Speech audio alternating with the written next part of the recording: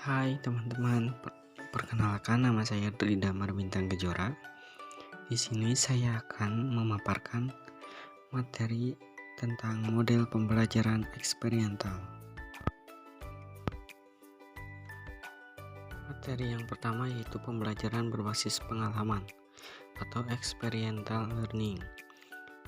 Nah, experiential learning theory atau ILT merupakan dasar model pembelajaran experiential learning yang dikembangkan oleh David Kolb sekitar awal 1980-an.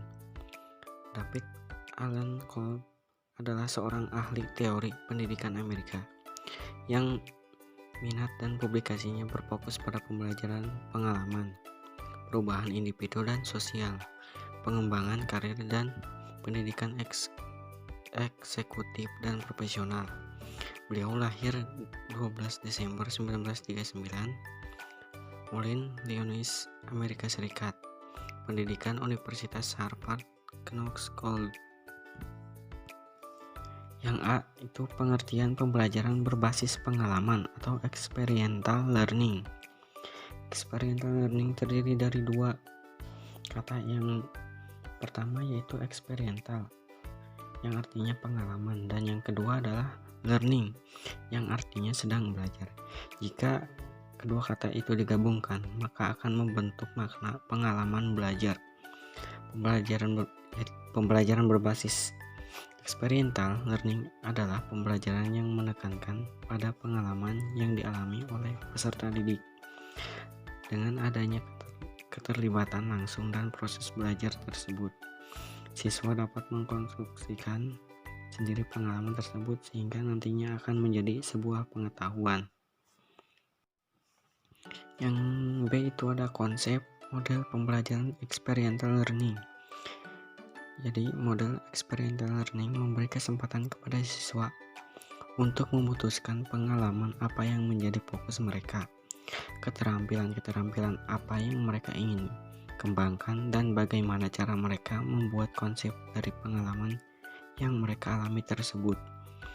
Experiential learning dapat didefinisikan sebagai tindakan untuk mencapai sesuatu berdasarkan pengalaman yang secara terus-menerus mengalami perubahan guna meningkatkan keefektifan dari hasil belajar itu sendiri. Tujuan dari model ini adalah untuk mempengaruhi siswa dengan 3 cara, yaitu yang pertama mengubah struktur kognitif siswa, yang kedua itu mengubah sikap siswa, dan yang ketiga itu memperluas keterampilan siswa yang telah ada. Oke. Yang C itu ada prosedur pembelajaran experiential learning. Jadi prosedurnya itu ada 4 tahapan. Tahapannya pertama itu pengamatan konkret. Jadi contohnya itu guru menanyakan pada siswa, apakah pernah melihat hiasan kulkas atau belum. Lalu yang kedua, tanyakan penyebab hiasan tersebut dapat menempel pada kulkas. Jika jawabannya tidak, maka guru jelaskan kenapa hiasan tersebut dapat menempel. Lalu prosedur yang kedua ada tahapan observasi refleksi. Jadi contohnya itu masih mengenai magnet. Guru menjelaskan mengapa magnet dapat menarik potongan besi-besi kecil. Contohnya itu seperti itu. Lalu ada prosedur yang ketiga yaitu tahap konseptualisasi atau berpikir abstrak. Ini contohnya itu guru memberikan tugas kepada murid untuk mengamati secara langsung apakah besi-besi kecil dapat tertarik atau pada magnet. Lalu prosedur yang keempat ada eksperimentasi aktif. Di tahap ini ada 2 tahap di dalamnya. Yang pertama itu guru menginstruksikan kepada siswa untuk mencoba